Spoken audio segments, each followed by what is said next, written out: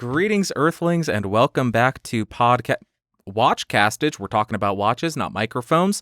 Today we are looking at likely my most worn watch of the last year, the Sinn 556a, the tooliest watch of all tool watches.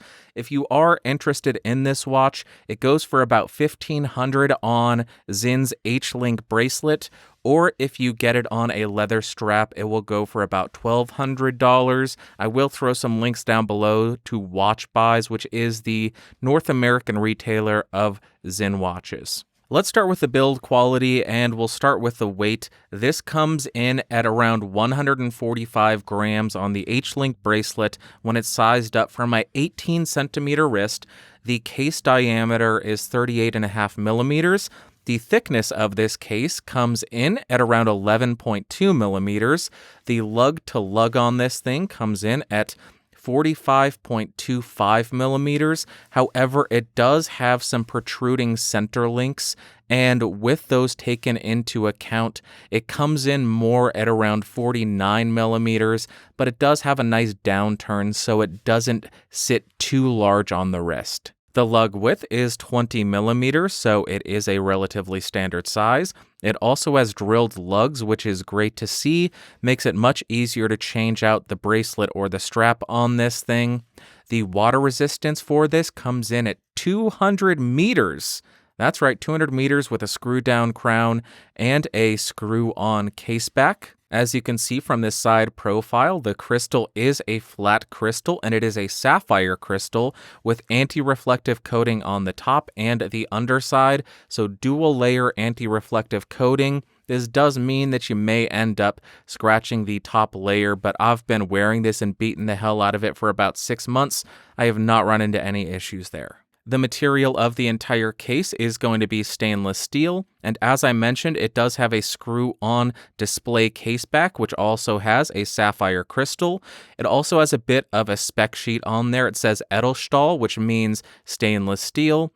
What is it? Stoss Sicher, which means shock-proof or shock-resistant, and anti-magnetisch, which means anti-magnetic, and 20 bar because it's 200 meters of water resistance.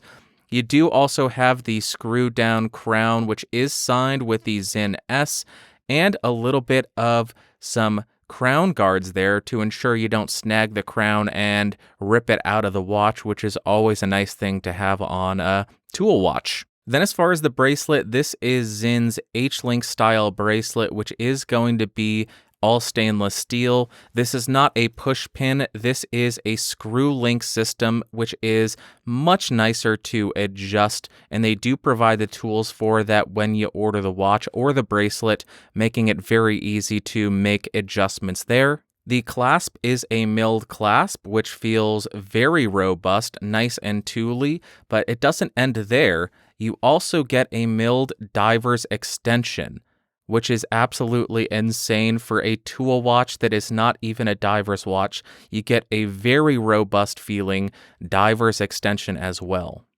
You also get 3 holes of micro adjust, which isn't the greatest, but it's not the worst either. Plenty of adjustability there. And as far as the actual clasp, it is more of a pressure-based system, so you press it down to lock it, and then it has this fold-over security clasp to ensure it doesn't get snagged and opened up on you. And I know this clasp does get a lot of complaints because there's no notch down here to get your fingernail under, so it may be a little bit difficult to open, but after a bit of time, you do get used to it, and it is fairly easy to open and close in my experience. And the last thing I'll mention here is that if you are concerned about the manufacturing location, this watch is made in Germany. Next up, as far as the finishing, the entire case is what Sinn calls satinized. It is not brushed, it is not high polished, it isn't matte.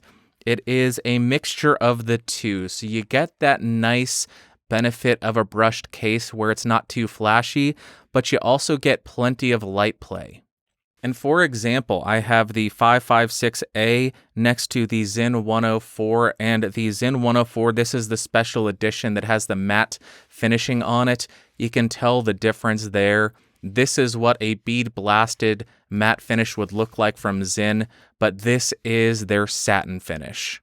Then we have this amazing dial, which is all matte black and extremely boring, and I absolutely love that character of it. It is as far from flashy as you can get. Everything on the dial is printed, and the majority of it is loomed as well. On the outside of the dial, we have a 60-minute track with indices on the hours.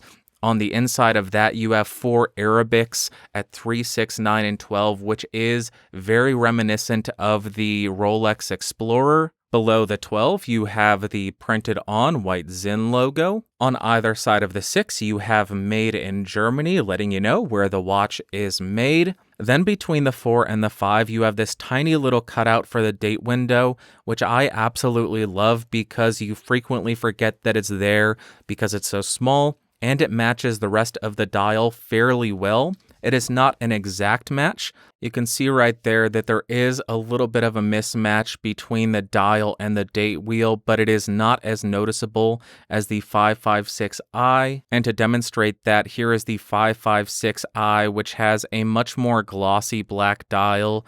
And then when you get to that matte black date wheel, it is much more jarring, and the cutout is much larger at the 3 o'clock. So of the 556i and 556a, I tend to prefer the 556a's date window placement because it is a bit smaller, easier to forget that it's there, and it matches the dial a bit better.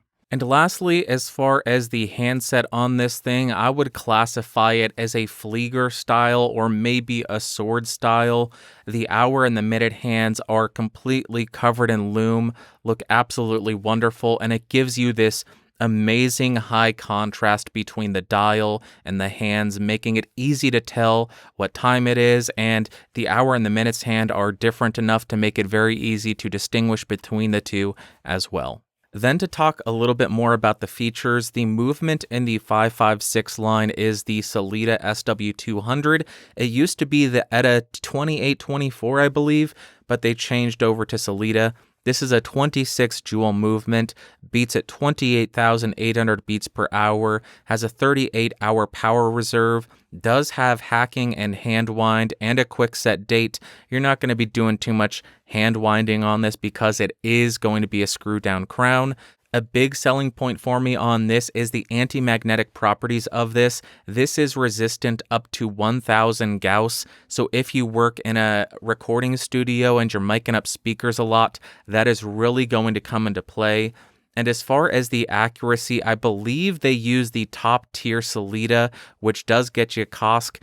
Over about 6 months, I'm still getting around -1 to -2 seconds a day, and I have been beating the hell out of this thing. I have not been babying it. So after 6 months of wear, that is still outstanding to be getting that level of accuracy. And here you go. Here is the lume shot. You can tell that it is very well loomed. You have all of the hour indices. You have the Arabics 12, 3, 6, 9. You have the hour and the minute hand well loomed as well. It is very easy to get your orientation here and very easy to read at night. There you go, lume shot, very well loomed, and I do wish it would last a little bit longer, but it does what it's supposed to do and makes it pretty easy to read in the dark. And lastly, we have a wrist shot. Here is how the watch looks on my 18 centimeter wrist, really well suited for my size wrist. I think it could very easily work up to 8 inches. Once you get above that, the 38.5 millimeters might be a little bit small, and you may want to start looking at the, I think it's 856 line, which is a larger version of the 556. And now let's get into the more subjective portion of this video where I share my opinion. First up, we'll start with the pros, and the main thing about this that I love is how robust it is. It is 200 meters of water resistance with a screw-down crown, with crown guards. It is shock resistant, and most importantly for me, it is anti-magnetic up to 1000 Gauss.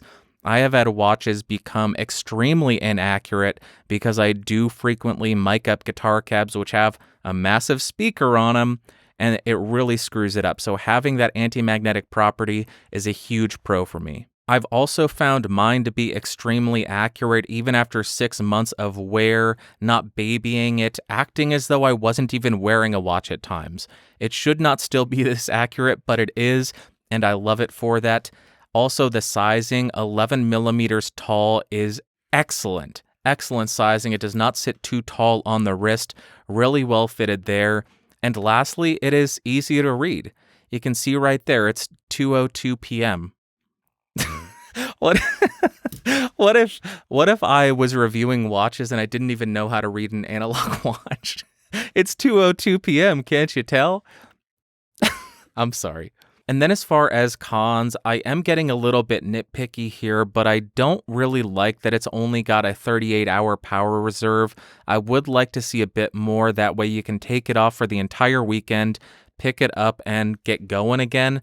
But as it currently stands, you will need to wind it up or wind it up and then set the time again.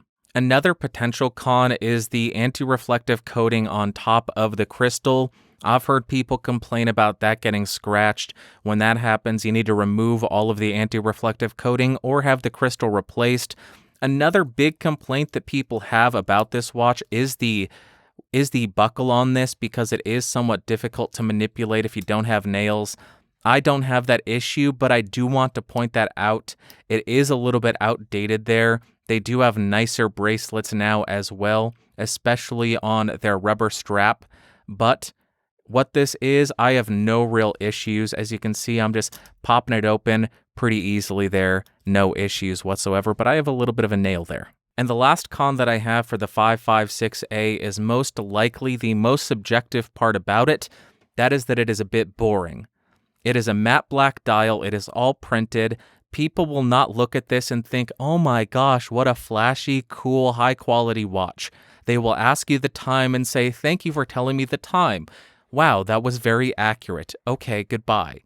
They're not going to be wowed by this, but that's what I personally love about it. And to wrap up the video, we'll end with my conclusion and my recommendation. And pretty much of all the mechanical watches I've owned, this is the one that I keep going back to because it does everything that I need, and it doesn't do anything that I don't need it to do. I don't have to baby it. It is the tooliest watch that I have, the tooliest tool watch that I have come across.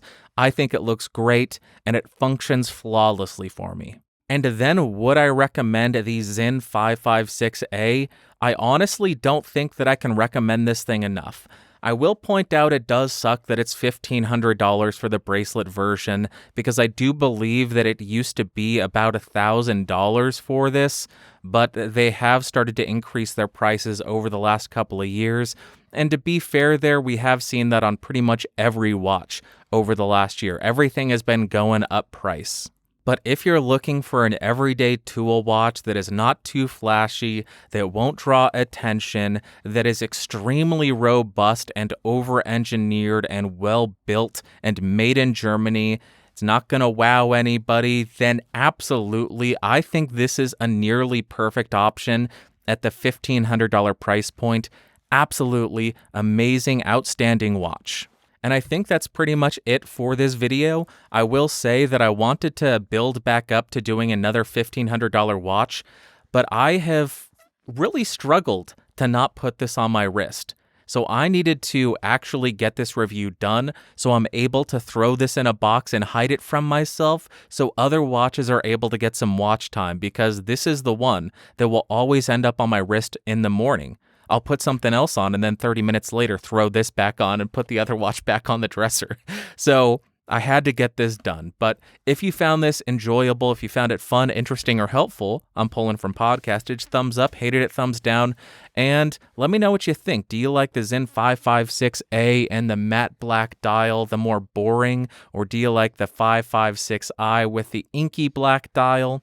Or are you crazy and do you like the Sinn 104 with its matte bead blasted finish? Which one is your favorite? And yes, I will be reviewing all these as well. That's it. I'll talk to you later. Bye.